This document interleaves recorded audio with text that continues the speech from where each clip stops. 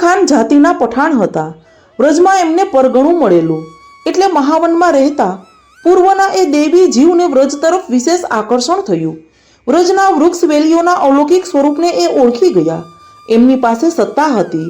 વ્રજમાં બધે ઢંઢેરો પીટાવ્યો કે વૃક્ષના પત્તા કોઈએ તોડવા નહીં, તોડશે તો શિક્ષાને પાત્ર બનશે. અને ખરેખર પાંદડા તોડતા પકડાયેલા એક ઘાંચીની કુપીઓનું બધું જ તેલ એમણે એ વૃક્ષના મૂળમાં રેડાવી દીધું. પછી તો બધા ચેતી ગયા.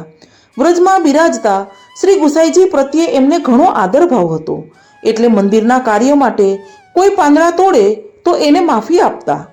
અલી ખાનને એક પુત્રી હતી, એ પણ પૂર્વનો દેવી જીવ.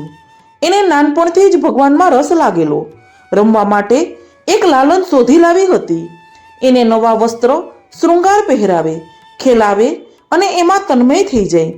એના સહજ પ્રેમને આધીન થઈને શ્રીનાથજી એને સાક્ષાત દર્શન આપવા પધારતા. એટલું જ નહીં, એની સાથે ખેલે, નૃત્ય કરે અને ઘણો આનંદ આપે. એક દિવસ પિતાએ નૃત્યનો નાદ સાંભળ્યો અને કમાળની તળમાંથી જોયું. એ ભાવ વિવશ બની ગયા. પુત્રીને કરગરવા લાગ્યા.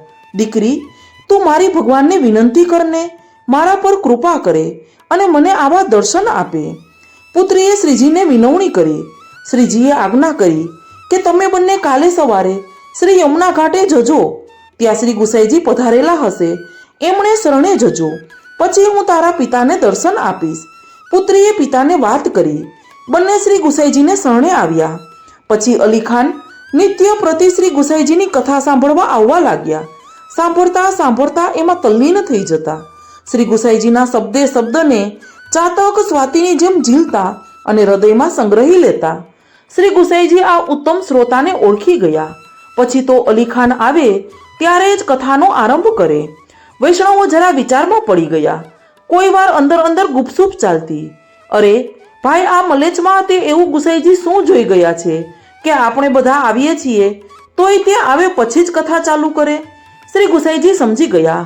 વૈષ્ણવોનો સંદેહ કાઢવા માટે એક દિવસ કથા શરૂ કરતા પહેલા વૈષ્ણવોની સામે દ્રષ્ટિ કરીને પૂછ્યું, અરે કાલે પુસ્તકમાં નિશાની મૂકવાની રહી ગઈ છે, કયો પ્રસંગ ચાલતો હતો? વૈષ્ણવો બધા એકબીજાના મોં સામે જોવા લાગ્યા. કોઈને યાદ ન આવ્યું. છેવટે અલી ખાને બે હાથ જોડી વિનંતી કરી, કૃપા નિધાન, હું કહું, આપ આજ્ઞા કરો તો જ્યારથી કથા શ્રવણ કરું છું ત્યારથી દરરોજના પ્રસંગો કહું. વૈષ્ણવો ચકિત થઈ ગયા. મનમાં સમજ્યા કે જેને આવી કથા શક્તિ છે તેના પર શ્રી ગુસાઈજીની વિશેષ ચાહના રહે એ યોગ્ય જ છે ને.